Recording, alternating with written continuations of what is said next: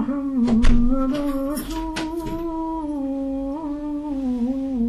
alhamdulillah, wassalatu wassalamu ala rasulillah, sallallahu alayhi wa sallam. Mes chers frères, mes chères sœurs, on continue dans le hadith du prophète alayhi salatu wassalam qui nous dit dans le sens: profite de 5 choses avant que tu atteignes 5 autres. On avait parlé de profiter de sa vie avant sa mort. On avait parlé aussi de profiter de sa richesse et on avait expliqué avant sa pauvreté. On avait parlé aussi de profiter de son état de bonne santé, de sa santé avant de sa maladie. On avait parlé aussi de profiter de sa jeunesse avant que l'âge de la vieillesse nous atteigne. Aujourd'hui, on va parler d'un point qui est très important aussi, qui est nécessaire de comprendre pour cette communauté, surtout nous en tant que musulmans en France.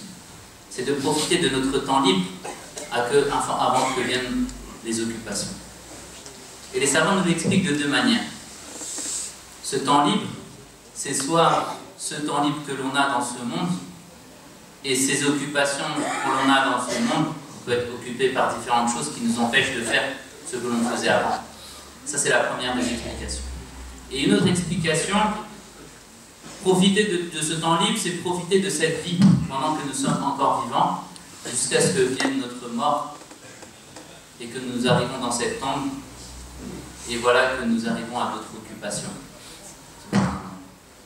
Le moment où la personne est enterrée dans sa tombe, dans son cercueil, le moment où on pose de la terre sur elle et des cailloux, le moment où sa famille fait demi-tour et rentre chez elle, ce moment-là viendra d'autres occupations, d'autres situations qu'il ne connaît pas, qui sont étrangères à lui, d'autres situations qui l'empêcheront de faire ce qu'il faisait avant, ou de pouvoir faire ce qu'il pouvait faire avant.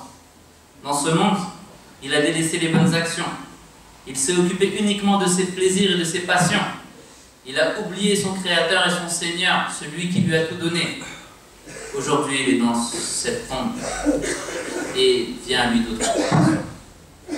Soit il a fait dans ce monde des bonnes actions, des bonnes choses. Il a été dans l'obéissance d'Allah. Et alors ce sera une bonne situation pour lui dans cette tombe. Soit il a été dans la désobéissance et dans l'oubli, et dans uniquement il s'occupait uniquement de combler ses envies et ses passions, alors dans cette tombe-là, ce sera une mauvaise situation. En effet, la tombe, c'est soit un avant-goût du paradis, ou bien un avant-goût de l'enfer. C'est soit un fossé parmi les fossés de l'enfer, soit un jardin parmi les jardins du paradis. Mes chers frères, mes chères sœurs, cette tombe, soit c'est un lieu agréable où la personne rentre et sent des bonnes odeurs, où elle est très bien accueillie par des gens accueillants, par des anges accueillants, ou bien soit c'est un endroit de difficulté, un endroit étroit qui sert la personne, un endroit où il souffre, où il est puni, un endroit où des anges viennent lui poser des questions, nankir et munkir, des anges qui ont des yeux comme l'éclair, une voix comme le tonnerre, et qui ont une taille gigantesque, et qui viennent lui poser ces questions que tout le monde connaît. Ils viennent lui dire: qui est ton Seigneur? Et il doit répondre: Man Rabbuk. Qui est ton Seigneur? Quel est ton livre qui a été envoyé? Qui est ton prophète? Quelle est la direction vers laquelle tu devais prier? Et s'il répond de la bonne façon, alors les portes du paradis lui sont ouvertes. Alors les bonnes odeurs lui sont ouvertes. Et il passe un temps agréable. Subhanallah. Ça, toutes ces situations, chacun d'entre nous va les vivre. Et toutes les personnes qui sont mortes les ont vécues. Mais au contraire, s'il ne répond pas, qui est ton Seigneur? Ces gens lui demandent: qui est ton Seigneur? Il dit: ah, je ne sais pas. Qui est ton prophète? Ah, je ne sais pas. Quel est ton livre? Je ne sais pas. Mes chers frères, mes chères sœurs, ce jour-là, ce n'est pas le cerveau qui va répondre, mais c'est ce qu'il a dans son cœur. C'est les actions qu'il a fait dans ce monde. Suivant son comportement et son attitude, et ses actions, si elles ont été bonnes ou mauvaises, et sa réponse dépendra de cette situation. Ces questions, même si tu les apprends par cœur dans ce monde, je dis pour ne pas me faire avoir, je vais les apprendre par cœur. Je vais apprendre par cœur les réponses. Qui est mon Seigneur? Allah est mon Seigneur. Qui est mon prophète, le dernier des messagers? Muhammad sallallahu alayhi wa sallam. Quel est mon livre, le dernier livre révélé, le Coran? Ma direction, c'est la Qibla. Je les connais par cœur. Mais dans la tombe, ce n'est pas cet apprentissage qui va m'aider. c'est mes actions que je fais dans ce monde. C'est ce que j'ai fait comme action dans ce monde. C'est est-ce que j'ai été dans le chemin droit, dans l'obéissance d'Allah, ou bien est-ce que j'ai uniquement suivi mes passions et mes envies et voulu faire ce que j'ai voulu. Mes chers frères, mes chères sœurs, c'est selon les actions et les obéissances que dépend cette réponse que l'on aura auprès des anges. Je ne sais pas. Est-ce que vous allez répondre comme ça? Ou bien vous allez répondre avec détermination? Allah est mon Seigneur. Muhammad est mon prophète. Tout dépend de cette vie que l'on mène ici. Mais si on ne répond pas comme il faut, alors il vient le regret. La personne regrette ce temps libre qu'elle avait dans ce monde. Ce temps libre où elle pouvait faire tant et tant de choses utiles pour elle et pour les autres. Ce temps libre où elle pouvait tant dépenser pour les autres, tant faire de choses bien pour les autres, tant de faire des choses bien pour elle-même. Ce temps libre qu'elle avait dans ce monde, elle le regrette, elle souhaite revenir. Oh mon Seigneur, fais-moi revenir dans ce monde afin que je fasse ces bonnes actions. Kalla, Allah dit, certes pas. C'est une décision qui a été faite déjà bien avant. Plus de demi-tour, plus de retour en arrière, c'est terminé. Les regrets ne seront que des regrets et ne changeront rien à la situation de cette personne. Mes chers frères, mes chères sœurs, profitez de votre temps libre avant que vienne cette occupation qui est la mort. Il souhaite revenir pour ne serait-ce faire qu'une action. Mais Allah lui dit, même si on te refait revenir, tu reviendras et feras les mêmes agissements.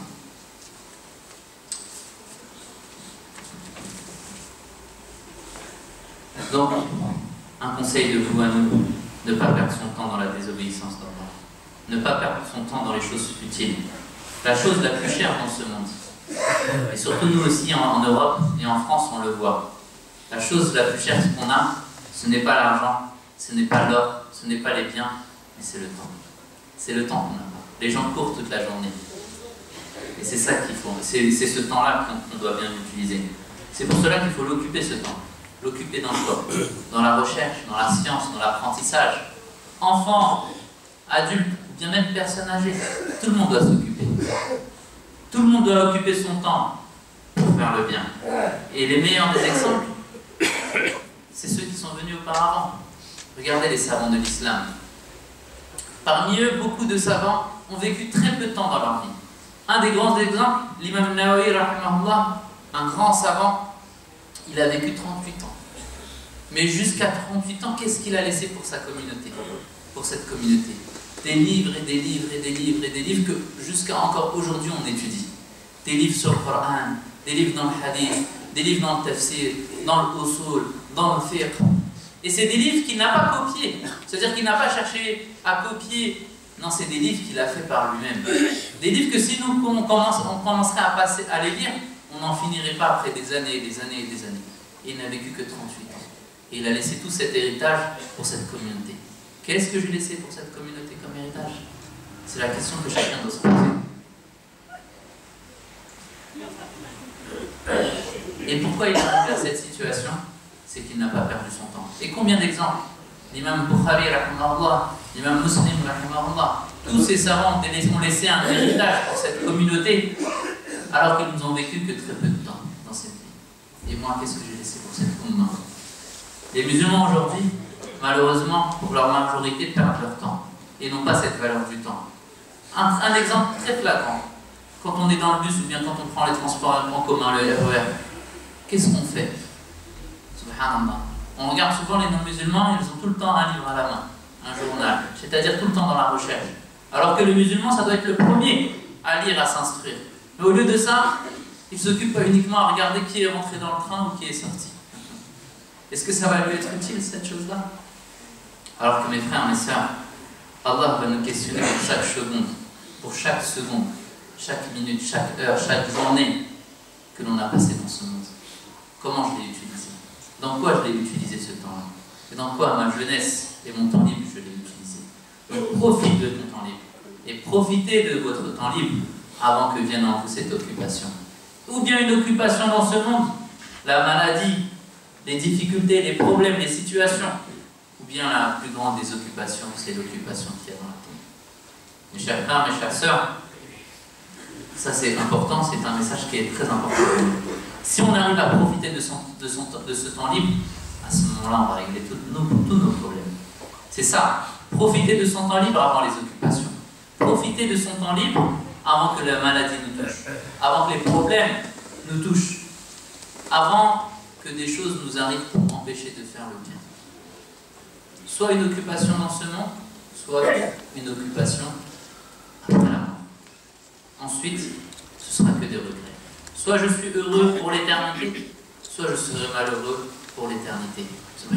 Après la tombe, quand on est dans la tombe, soit le bonheur il va en crescendo, il augmente jusqu'à arriver au paradis, ou bien soit le malheur il augmente jusqu'à arriver en enfer. Qu'Allah vous en préserve. Les savants, subhanallah, avant de dormir, avant de se reposer chaque soir, ils se remettaient en question. Qu'est-ce que j'ai appris aujourd'hui? Et ça c'est un exemple pour nous. Qu'est-ce que j'ai appris? Comment je vais passer mon temps libre? Et est-ce que j'ai été utile pour les autres aujourd'hui? Et ça, en réalité, c'est ça notre ligne de conduite en tant que musulmans. Se remettre en question. Demandez-vous des comptes avant qu'un jour on vous demande des comptes. Demandez-vous des comptes dans ce bas monde avant que dans l'au-delà on vous demande des comptes. Subhanallah. Si le musulman arrive à mettre dans sa vie ces questions-là et à se remettre en question, alors il résoudra ses problèmes. Car si on n'occupe pas notre nafs dans l'obéissance d'Allah, si on n'occupe pas notre personne dans l'obéissance d'Allah, à ce moment-là, c'est la désobéissance qui va nous occuper. Si on n'occupe pas notre nafs dans l'obéissance d'Allah, alors à ce moment-là, c'est la désobéissance qui va nous occuper. Donc occupons-nous dans l'obéissance d'Allah subhanahu wa ta'ala. Même les personnes âgées, même quelqu'un qui est à la retraite, qu'il occupe son temps libre, qu'il partage son expérience, qu'il s'investit dans des associations humanitaires, caritatives. Combien d'associations musulmanes et non musulmanes? Même la Croix-Rouge, je peux apporter mon aide, j'ai du temps libre. Occupez-le dans l'obéissance d'Allah. Occupez-le en étant utile aux autres. Combien on voit d'exemples de retraités qui ont, après avoir travaillé pendant des années, ils sont à la retraite, ils mettent au service leurs compétences, leur domaine. Ils sont forts dans tel domaine, ils vont aider. Et ça, c'est un exemple pour nous, subhanallah. Ça, on doit se poser cette question-là, on doit agir dans cette voie-là. Donc, mes chers frères, mes chères sœurs, pour conclure, profitez de votre temps libre avant que viennent les occupations. Avant que viennent les occupations de ce monde, ou bien avant que vienne la préoccupation après la mort dans la tombe. Astaghfirullah.